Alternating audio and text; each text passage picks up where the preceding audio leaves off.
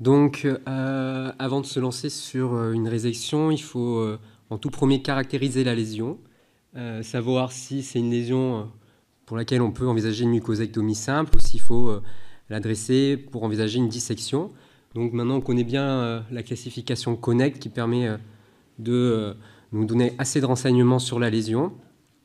Par la suite, il y a également dans les lésions de type LST connaître les différents types de LST avec leur risque d'invasion en fonction de leur forme, de la présence de macronodules, de la présence d'une LST par exemple non granulaire ou de formes pseudo-déprimées pour lesquelles le risque est plus important. Donc théoriquement, pour les polypes de 1 à 10 mm, normalement on doit utiliser lance froide, plus de pince chaude. Lance froide, on sait que ça n'a pas beaucoup de complications avec. Pour les polypes entre 10 et 19 mm, mucosectomie. On peut également, selon certains polypes, faire avec de lance froide. Et quand les lésions sont supérieures à 20 mm, mucosectomie en monobloc si possible, ou en fonction piecemeal, si la lésion n'a pas de caractère dégénératif trop important. Donc, lance froide, moins de risque de complications, perforation, saignement. Risque de récidive qui est comparable si on a l'utilisation d'une lance diathermique. Il y a de plus en plus de possibilités de faire des résections piecemeal à lance froide. Alors, les limites des résections à lance froide sont les polypes de toute petite taille, où là, dans la vie quotidienne, en effet, on peut être tenté de prendre une pince à biopsie parce qu'on peut mettre du temps à essayer d'enlever complètement le polype. Le positionnement du polype qui parfois rend difficile le positionnement de lance. Et la récupération du polype pour l'analyse, qui est parfois difficile. Parfois, on met plus de temps à mettre le temps pour récupérer le polype que faire la résection. Donc, voici une vidéo d'une résection standard d'un polype à lance froide. Donc on voit la lésion infracentimétrique, sessile. Donc là, on ouvre une lance froide de 10 mm. Est-ce qu'on peut éteindre la lumière, s'il vous plaît? Voilà. Merci. On résèque et on coupe. Voilà. Bon, ça, c'est pas quelque chose de très compliqué à faire.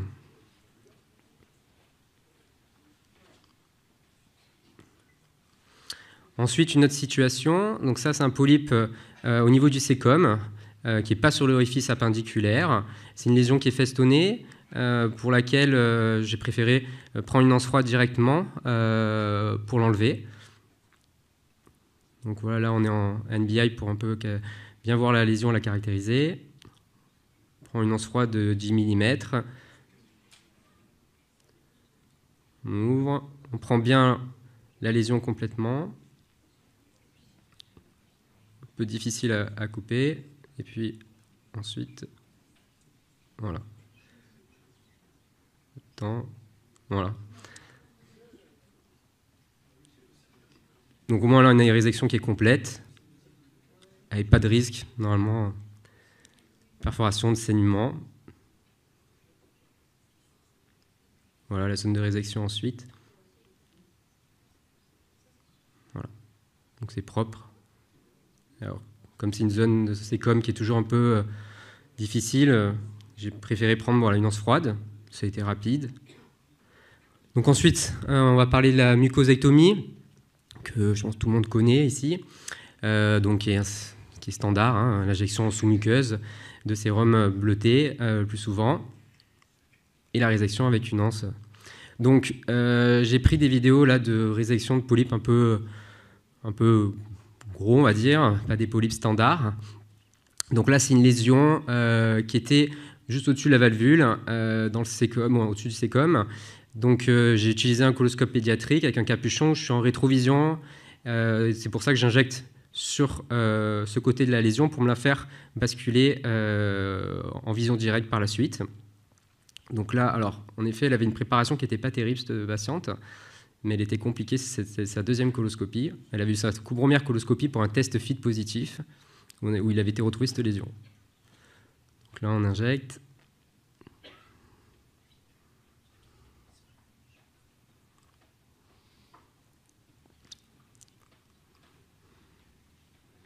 Voilà, on voit bien qu'on est en rétrovision. L'injection est plutôt...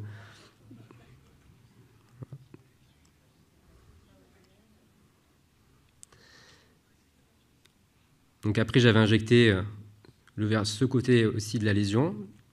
Là, j'ai pris une anse de 20 mm. J'ai hésité au début à faire un ancrage, puis en fait, avec le positionnement, j'arrivais à ouvrir l'anse facilement.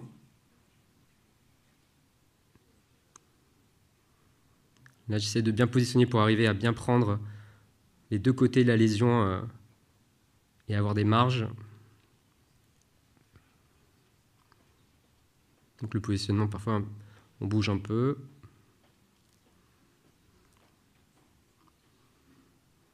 Voilà.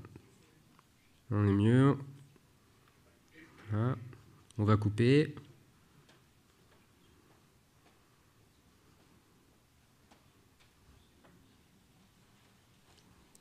Ça arrive. Voilà. Et on a une résection qui était de qualité satisfaisante. Alors j'ai de principe quand même fait brûler les berges pour être certain, pas de risque, pour minimiser le risque de récidive, même si j'étais sûr plutôt de ma résection. Et cette dame, donc c'était un polype en dysplasie de bas grade.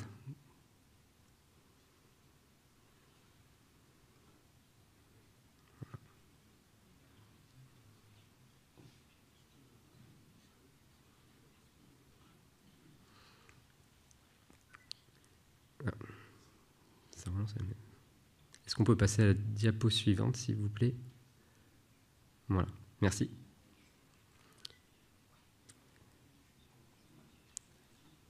Alors, là, c'est un monsieur de 85 ans, avec une grosse comorbidité, où on trouve cette lésion côlon droit. Donc, si on analyse cette lésion, elle n'est pas très jolie. J'avoue que quand j'ai commencé à faire la résection, je me suis un peu moins posé de questions. Donc je me suis dit qu'il fallait essayer de faire absolument une résection monobloc. Donc elle était sur un pli, donc toujours à l'aide d'un capuchon et d'un coloscope pédiatrique. J'ai injecté d'abord le pôle en aval de la lésion.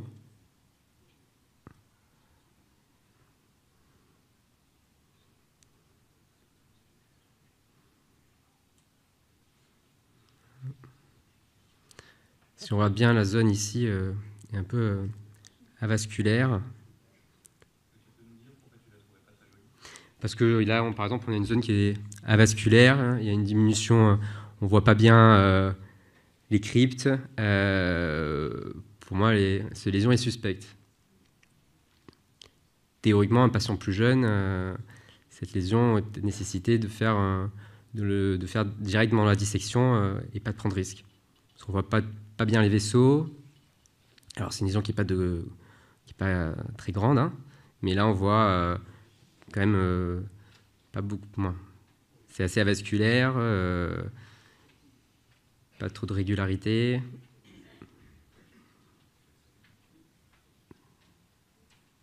Voilà. Donc là, on fait une résection en muco, monobloc, avec pas de complications. Et en fait, donc, cette lésion, c'est un adénocarcinome PT1 SM2 avec des marges saines, profondes et latérales, pas de budding, pas d'embole.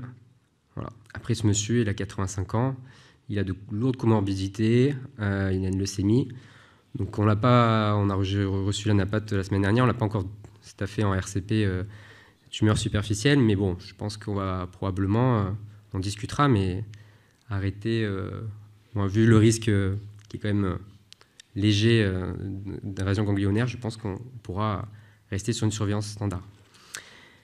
Ensuite, donc, pour parler un peu de la mucosectomie piecemeal, donc je pense qu'avant de se lancer sur une mucosectomie piecemeal, il faut absolument avoir un plan de résection, savoir par où on va commencer, comment on va faire,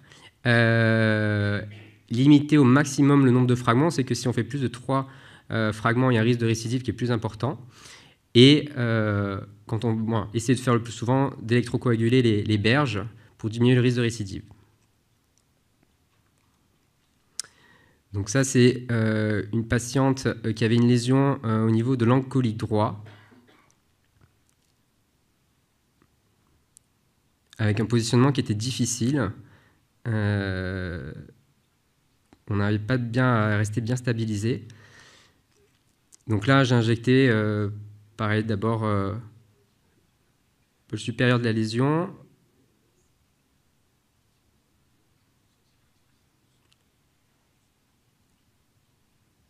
Donc là, j'essaye d'arriver à prendre toute la lésion en un seul morceau au tout début. Puis en fait, je me rends compte que ça risque d'être compliqué. Cette lésion, moi, elle me présente, à part qu'elle ait une taille assez importante, je ne trouvais pas qu'elle avait vraiment de signes de lésion dégénérée. Donc après, je me suis rétracté, je me suis dit, on va essayer de faire du piecemeal. C'était une patiente également un peu âgée. Donc là, je commence la résection par un morceau.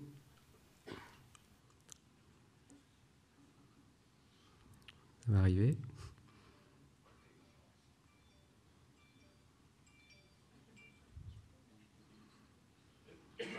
Voilà. Et en fait, donc ensuite, en se repositionnant sur la lésion, je vois qu'il reste encore ce morceau qui est ici et le morceau sur le côté latéral de la lésion. Donc là, je vais essayer de prendre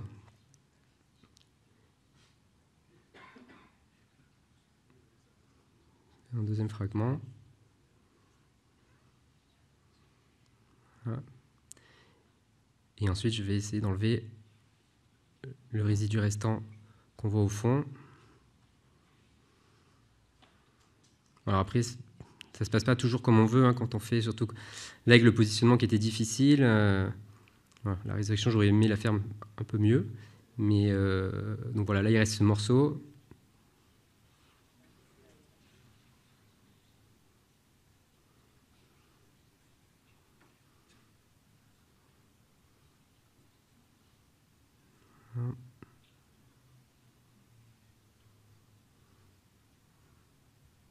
En fait, là, j'aurais aimé avoir tout le... Pour faire que 3 fragments, on va voir qu'il reste encore un morceau, parce que...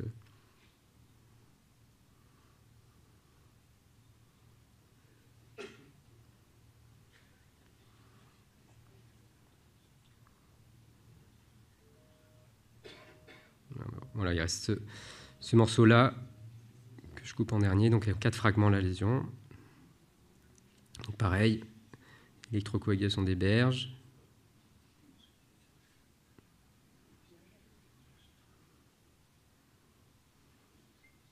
Bien vérifier qu'il n'y ait pas de saignement, de vaisseau visible, faire la coagulation, voilà, l'hémostase, et voilà, et après on va fermer. Voilà.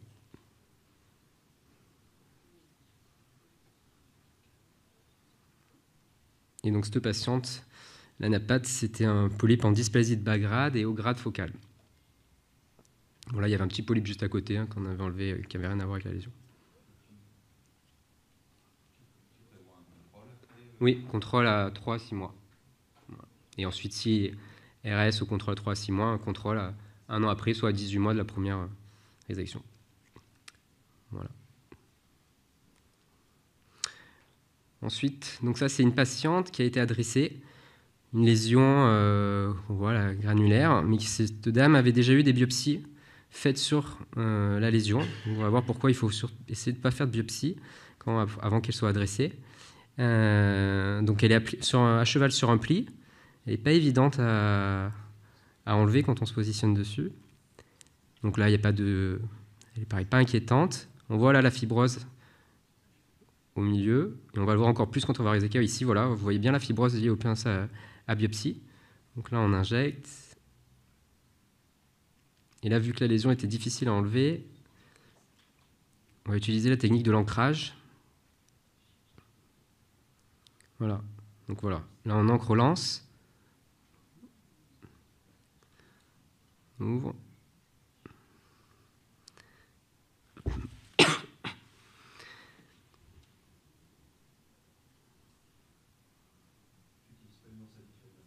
Non, là, sinon, c'est rigide qui a été utilisé. Parce que du fait de la lésion qui était très plane et très fibreuse et difficile à enlever. Et on peut voir la fibrose, le jaune qui est là. Voilà. Et à la fin, donc, il reste un petit morceau qui a été enlevé également. On brûle les berges.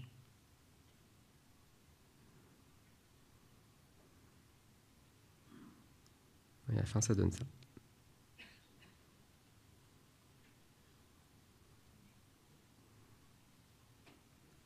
Et donc cette lésion, c'était dysplasie de bas grade, qui a été fait en effet en piecemeal, donc contrôle entre 3 à 6 mois, puis à 1 an par la suite. Le socle de mucosectomie, tu le laisses comme ça ou tu... C'est là, on n'a pas été fermé. Tu l'as pas fermé. En effet, ça se discute d'essayer de fermer quand même. C'était quelle localisation? C'était côlon droit.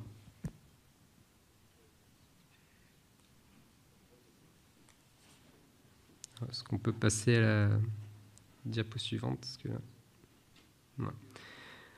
Ensuite, pour les résections pour les polypes pédiculés, donc on sait quand on a un polype pédiculé qui a une tête de plus de 2 cm ou un pied qui est supracentimétrique, il vaut mieux utiliser un traitement préventif. Les traitements préventifs qu'on a, c'est soit la mise au pied du au pied du polype de clip, que j'utilise pas énormément moi, soit l'utilisation de l'endoloop, mais il faut savoir l'utiliser, soit l'injection de sérum adrénaliné.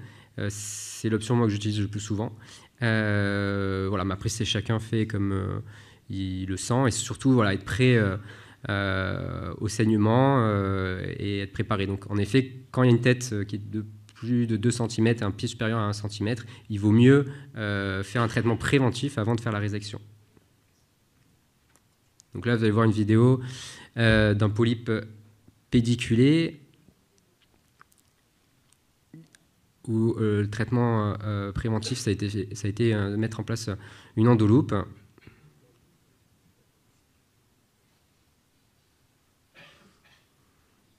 Donc là, elle a été mise un peu en immersion pour bien voir le pied.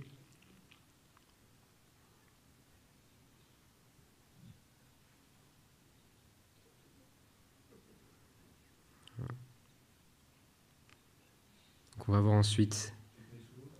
Non, là, il a été mis. Alors, c'est pas moi cette vidéo, pas de moi, mais ça a été mis sous l'eau au début pour faire passer l'endoloop, et ensuite, ça fait une résection standard.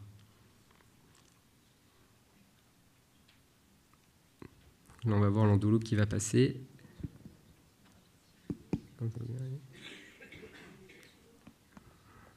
Après, on peut faire des polypectomies pédiculées en immersion. Moi, j'ai pas trop l'habitude, mais immersion, j'utilise plus, on en parlera après, pour les lésions plutôt planes et les grosses lésions.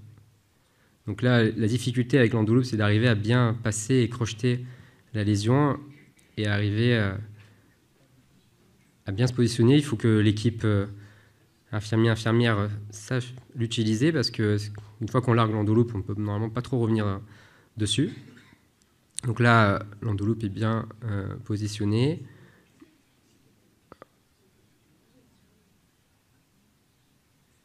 Il faut bien coordonner avec l'infirmière qui va avoir un mouvement pour serrer, ensuite larguer.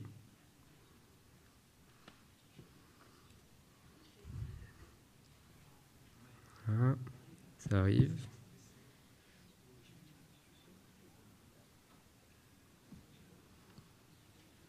Effectivement, pour l'endoloop, il faut l'infirmière qui est formée, parce que vous ne pouvez pas vous retrouver avec une infirmière qui ne connaît pas ce dispositif, sinon c'est la catastrophe assurée. Ouais. Donc ensuite, on voit l'endoloop qui est largué, on voit que le polype devient tout bleu, on voit un peu l'ischémie.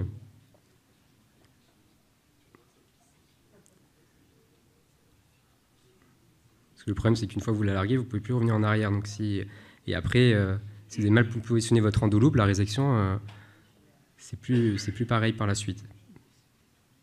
Après, c'est pas non plus très compliqué l'utilisation de l'endoloop, mais il faut le faire faut savoir le faire, et que l'infirmière avec qui on le fait soit formée à la pose d'endoloop. Si vous coupez ce type de polype sans méthode d'hémostase préventive, il y a un risque quand même hémorragique secondaire qui est très important. Hein. On pourrait se dire on met juste un coup d'anse, mais pas du tout. Hein. Il y a un risque hémorragique secondaire qui est très significatif. Hein. Je trouve que souvent les polypes pédiculés, en plus, c'est ceux qui sont un peu parfois plus compliqués ensuite à bien arrêter le saignement du fait du pédicule qui reste. Voilà, donc là on passe. Lance. Ah. C'est arrêté. Ah voilà, ça y est. Et là on coupe. Et vous allez voir qu'il va mieux mettre l'endoloupe.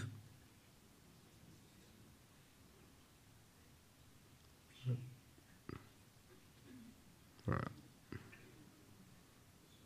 Bon, là ça se passe bien, il y a pas. Mais vous voyez que si je pense qu'il n'y avait pas eu l'endoloupe, là il y aurait eu un bon saignement qui aurait été un peu plus difficile à gérer une fois qu'on a coupé.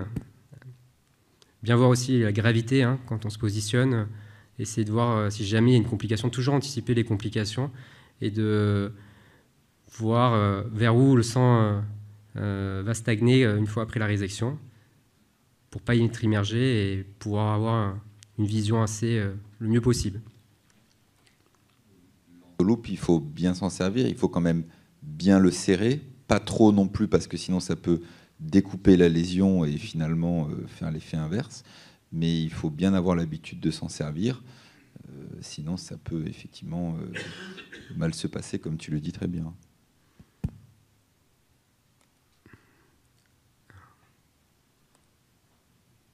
Est-ce qu'on peut passer à la diapo suivante? Voilà. Ah non, c'est le même.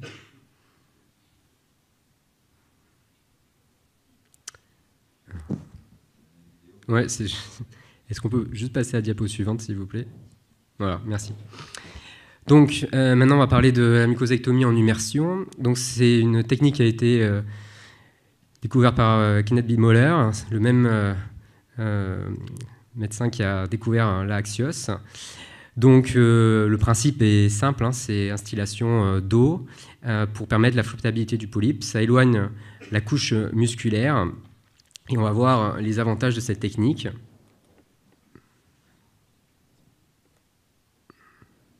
Est-ce qu'on peut passer à la diapo suivante, s'il vous plaît? Donc, la mucosectomie en immersion, ça évite l'aplatissement de la lésion. Ça évite également l'agrandissement de la lésion après injection. On voit souvent quand on fait une lésion festonnée, on injecte et puis après, c'est plus difficile qu'initialement à la réséquer. Il y a un gain de temps qui a été prouvé également. Et donc l'indication, principalement, on peut l'utiliser pour les grandes lésions, les lésions planes et les lésions avec fibrose. Également les lésions au niveau de l'appendice, on verra ça après, et quand il y a une récidive sur une zone qui a déjà été réséquée. Donc il y a plusieurs études qui ont montré que la technique underwater augmenter la possibilité de la taille des résections en monobloc R0 avec moins de risque de récidive et également un gain de temps. Donc voilà, là ça va être une première vidéo en immersion. Donc c'est une lésion côlon droit. Vous allez voir, c'est une lésion voilà, qu'on voit ici.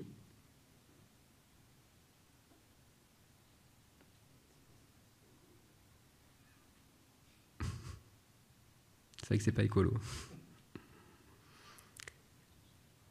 Voilà, donc là on utilise une anse également rigide.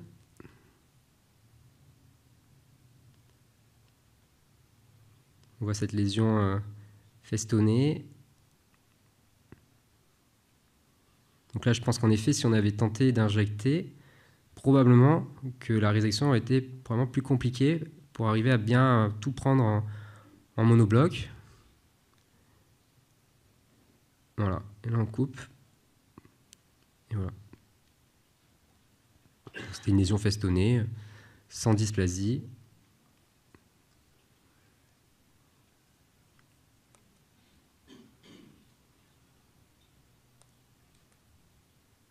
Est-ce qu'on peut passer à la diapo suivante, s'il vous plaît?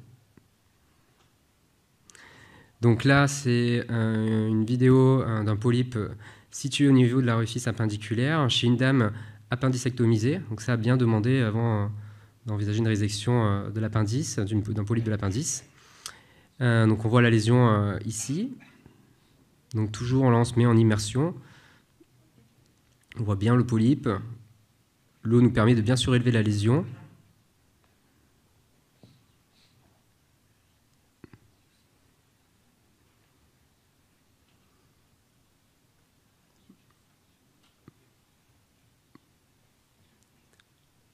Voilà. Et ensuite, donc on ouvre l'anse. On ferme. Et voilà. Et là, on coupe. Et on va voir qu'on voit bien la zone de l'orifice appendiculaire avec une résection sans complication. Voilà, hop. Voilà.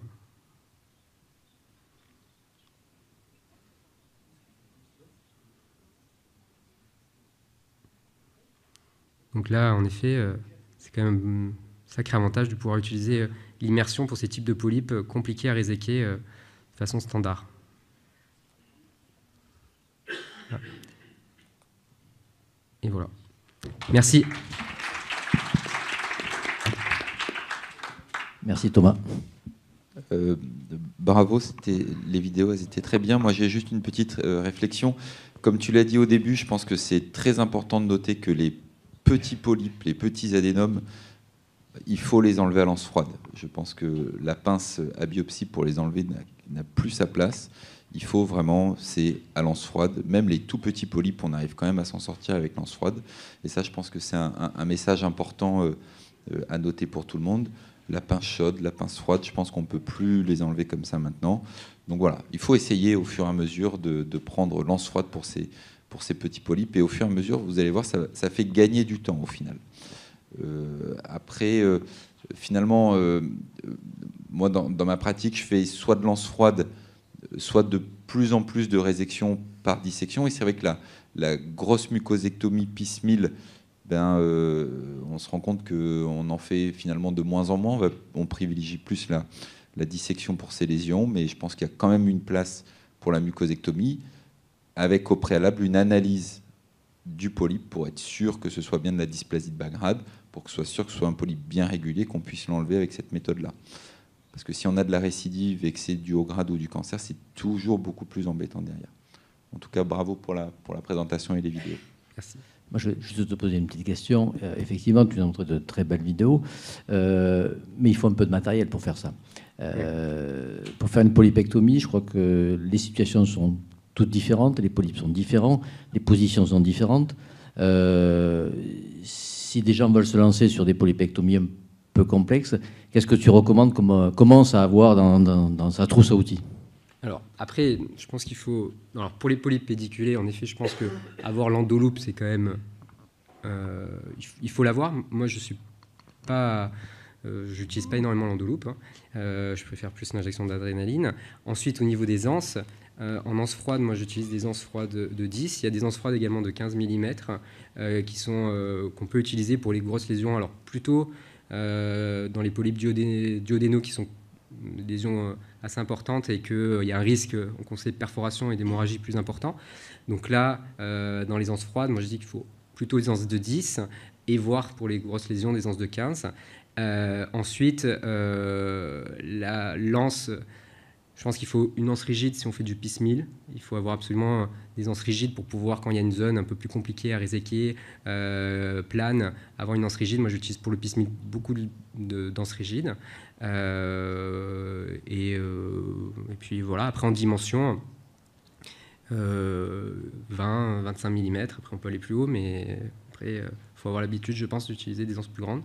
Et voilà. Et la taille des clips?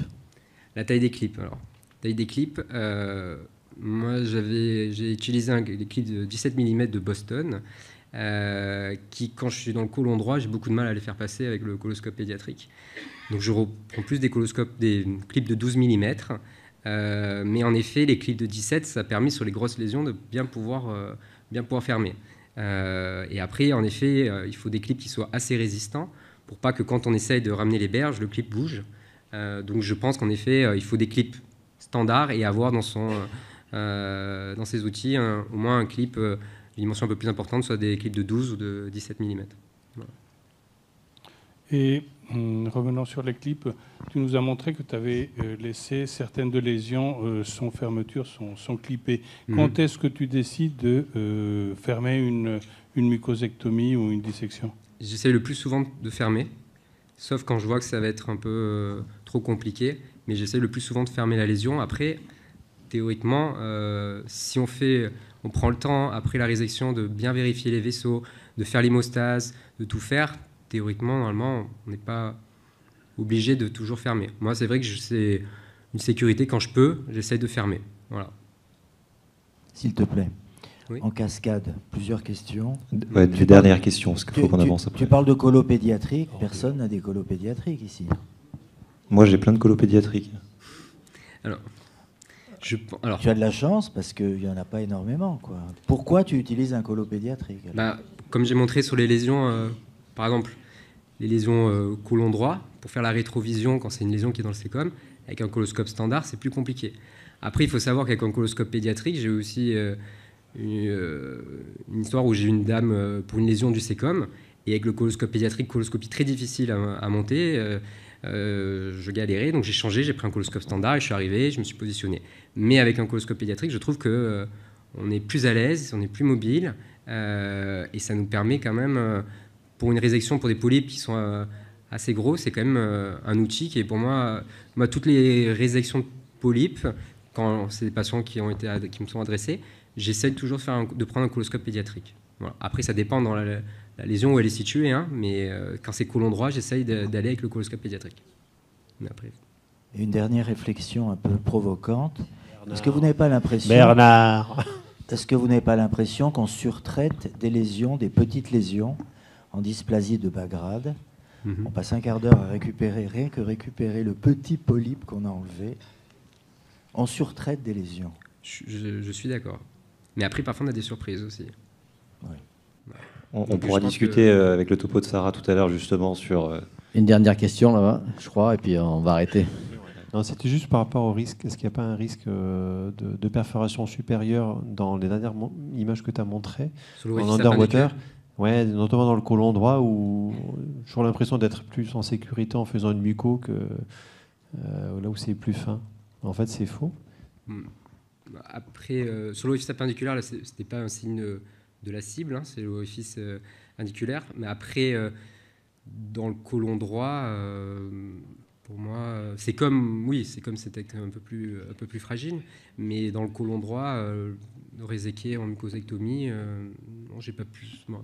Il n'y a pas plus de perforation dans les études en faisant underwater versus muco standard. Ouais. Et comme tu as vu, c'est plus facile finalement. Ouais. Et donc à utiliser d'ailleurs beaucoup quand tu disais que c'était difficile de réséquer des tout petits polypes de moins de 3 mm avec lance froide. Si tu te mets en immersion et que tu n'as pas peur de prendre un peu plus large, tu vas arriver à enlever ton polype à lance froide sans aucune difficulté. Donc, comment ? À lance froide, là, donc pas de réglage particulier. Oui.